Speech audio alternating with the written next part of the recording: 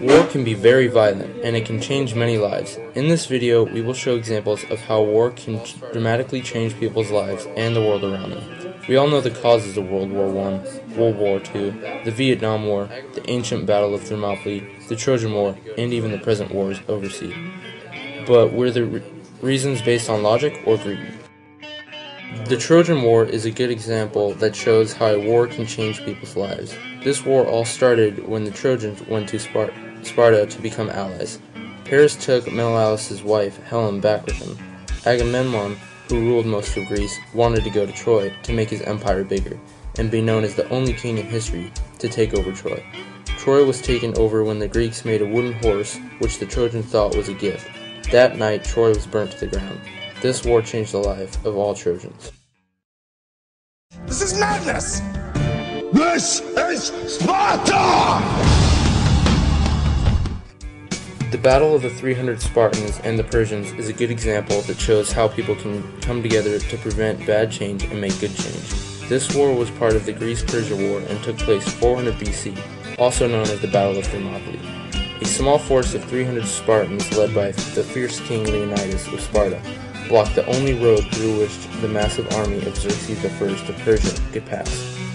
After 3 days of battle, a local resident named Ephialtes is believed to have betrayed the Greeks by revealing a mountain path that led behind the inclines. The Persians succeeded in taking the path, but sustained heavy losses much greater than the Greeks. The September 11th terrorist attacks show how quickly the world around you can change. It caused people to fear terrorism. President Bush took advantage of that fear and used politics of fear to distract us from the Afghanistan war to go to war with Iraq. Afghanistan was where the terrorist groups were. They were the ones that attacked us on 9/11. Bush continued to say that the terrorist groups had a connection to Iraq. Iraq had no connection at all with the terrorist groups that attacked us in 2001. He also continued to use fear to make us afraid. He made it seem like we must attack Iraq. He even tricked some Democrats into voting for this war. Many people today know the truth. They know that this war was a mistake and that it should have never been authorized.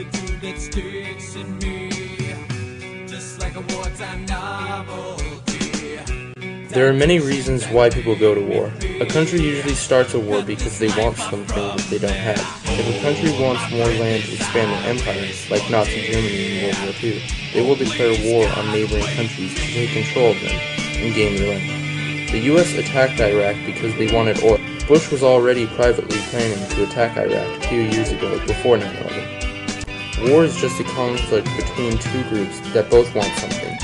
This conflict involves a lot of violence, chaos, and death. This is one of the most deadly storms in history.